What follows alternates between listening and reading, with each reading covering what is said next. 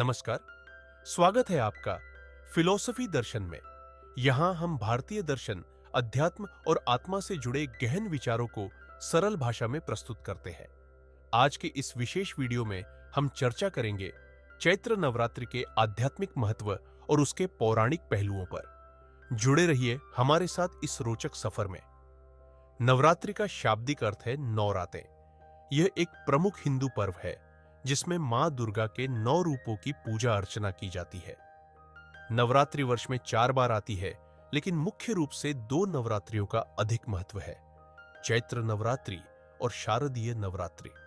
इसके अतिरिक्त गुप्त नवरात्रि भी होती है, जो माघ और आषाढ़ महीने में मनाई जाती है। चैत्र नवरात्रि और शारदीय नवरात्रि सबसे अधिक प्रचलित और पूजनीय मानी जाती है। चैत्र नवरात्रि वसंत ऋतु में आती है और इसे वासंतिक नवरात्रि भी कहा जाता है।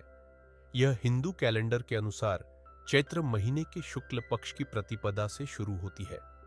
दूसरी ओर शारदीय नवरात्रि शरद ऋतु में आश्विन महीने के शुक्ल पक्ष की प्रतिपदा से प्रारंभ होती है। इन दोनों नवरात्रियों का महत्व इसलिए अधिक है क्योंकि ये ऋतु परिवर्तन के समय आती है और जीवन में नई ऊर्जा का संचार करती है। चैत्र नवरात्रि भारत के अनेक प्राचीन और पवित्र त्योहारों में से एक है, जो हर साल चैत्र मास के शुक्ल पक्ष में मनाया जाता है। यह नवरात्रि विशेष रूप से मां दुर्गा की आराधना के लिए पर्व है, जो न केवल आध्यात्मिक बल को बढ़ाता है, बल्कि जीवन में नैतिक और शारीरिक शुद्धि भी लाता है। इस नवरात्रि के दौरान 9 दिन तक मां दुर्गा के 9 रूपों की पूजा और उपासना की जाती है, जो हमारे मानसिक, शारीरिक और आत्मिक विकास में सहायक होते हैं। गुप्त नवरात्रियों का महत्व तांत्रिक साधनाओं में अधिक होता है और ये माघ तथा आषाढ़ महीनों में मनाई जाती है। इन्हें साधकगण विशेष सिद्धियों और साधनाओं के लिए मनाते हैं। हालांकि आम जनता में इनका प्रचार और आयोजन कम होता है। अभी तक हमने समझा नवरात्रि क्या है और ये कब कब मनाई जाती है। अब हम जानेंगे कि नवरात्रि कैसे मनाई जाती है और अलग-अलग जगह पर क्या-क्या मान्यता रहती है। नवरात्रि के 9 दिनों में मां दुर्गा के 9 रूपों शैलपुत्री, ब्रह्मचारिणी, चंद्रघंटा, कूष्मांडा, स्कंदमाता, कात्यायनी, कालरात्रि, महागौरी और सिद्धिदात्री की पूजा की जाती है। प्रत्येक दिन देवी के एक रूप की आराधना का विशेष महत्व होता है। इस दौरान उपवास, हवन, कीर्तन और माता की विशेष पूजा की जाती है।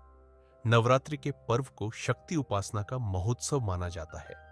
इन 9 दिनों में मां दुर्गा की कृपा से नकारात्मक शक्तियों का नाश होता है और भक्तों को साहस, शक्ति और सकारात्मकता की प्राप्ति होती है।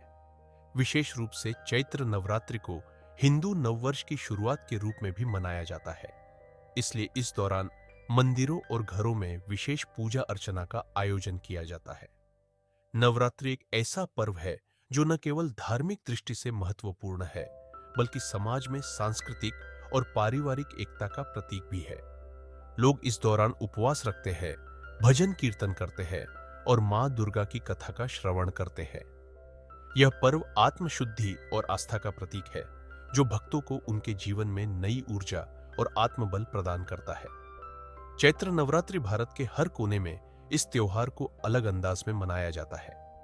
अब सोचिए, एक तरफ उत्तर भारत में मां दुर्गा के 9 रूपों की आराधना चल रही है। घर घर में जागरण और भजन की आवाज गूंज रही है। 9 दिन तक पूजा पाठ और आखिरी दिन रामनवमी का जश्न, भगवान राम का जन्मोत्सव। और फिर गुजरात की बात करें तो वहां तो अलग ही रंग है। राम नवरात्रि के नाम से जानी जाने वाली ये नवरात्रि नई ऊर्जा लेकर आती है।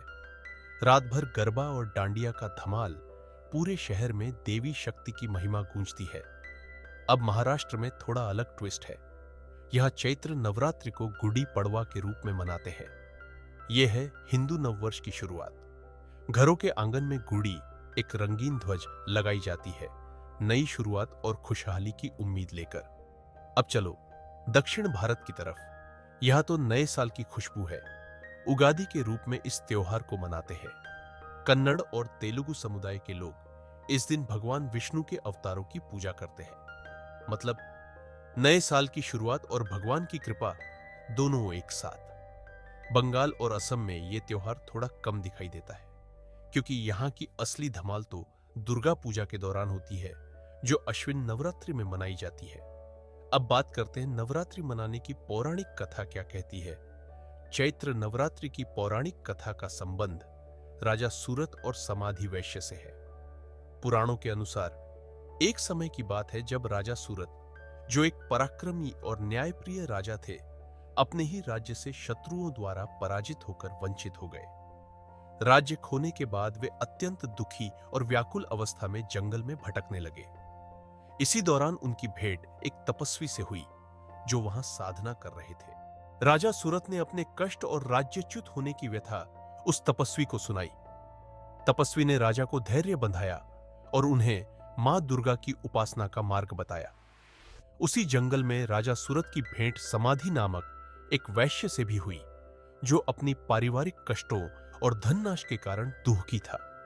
दोनों ने मिलकर अपने दुखों का कारण समझने का प्रयास किया और उन्हें एहसास हुआ कि सांसारिक मोह और आसक्ति ही उनके दुख का मूल कारण है। तपस्वी ने राजा सूरत और समाधि वैश्य को मां दुर्गा की उपासना का उपाय बताया। तपस्वी के निर्देशानुसार दोनों ने मां दुर्गा की कठोर तपस्या और उपवास किया। मां दुर्गा उनकी श्रद्धा और भक्ति से प्रसन्न होकर प्रकट हुई और वरदान दिया कि राजा सूरत को अपना खोया हुआ राज्य पुनः प्राप्त होगा और समाधि वैश्य को मानसिक शांति और पारिवारिक सुख प्राप्त होगा। इस कथा के माध्यम से यह संदेश मिलता है कि मां दुर्गा की आराधना और भक्ति से हर प्रकार की बाधाओं का नाश होता है।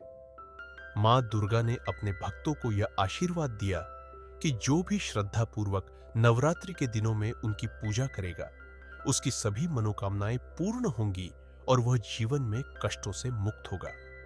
इसी पौराणिक कथा के आधार पर चैत्र नवरात्रि का पर्व मनाया जाता है।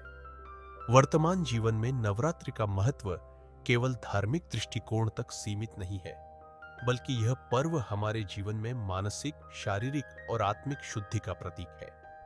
आज की भागदौड़ भरी और तनावपूर्ण जिंदगी में नवरात्रि का समय आत्मचिंतन और सकारात्मक ऊर्जा को जागृत करने का अवसर प्रदान करता है। इन 9 दिनों में लोग उपवास रखते हैं, जिससे शरीर का शुद्धिकरण होता है और स्वास्थ्य में सुधार आता है। व्रत के दौरान हल्का और सात्विक आहार लेने से पाचन तंत्र को विश्राम मिलता है, जिससे शरीर में नई ऊर्जा का संचार होता है। यह पर्व हमें यह भी सिखाता है कि स्त्री शक्ति का सम्मान और उसके प्रति आस्था रखना हमारे जीवन का अभिन्न अंग होना चाहिए। इस तरह नवरात्रि केवल एक धार्मिक अनुष्ठान नहीं है, बल्कि यह हमारे जीवन को नई दिशा देने, आंतरिक शांति प्राप्त करने और समाज में सुकून और एकता का संदेश फैलाने का पर्व है। यह समय हमें याद दिलाता है कि हमारे भीतर की शक्ति और आत्मविश्वास को पहचान कर हम हर कठिनाई का सामना कर सकते हैं। मैं आशा करता हूं कि आपको जानकारी अच्छी लगी होगी। अगर कुछ जानकारी छूट गई है तो कमेंट सेक्शन में अपनी प्रतिक्रिया दें। नमस्कार।